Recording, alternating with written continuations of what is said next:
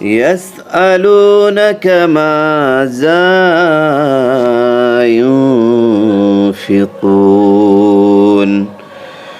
قل ما أنفقتم من خير فللوالدين والأقربين واليتامى والمساكين وابن السبيل وما تفعلوا من خير فإن الله به عليم। তোমরা ধনসম্পত্তি হতে যা ব্যয় করবে তা মাতাপিতার, আত্মীয় স্বজনের, পিতৃহীনদের, দরিদ্রদের, পথিকদের ও মুসাফিরদের জন্য করবে।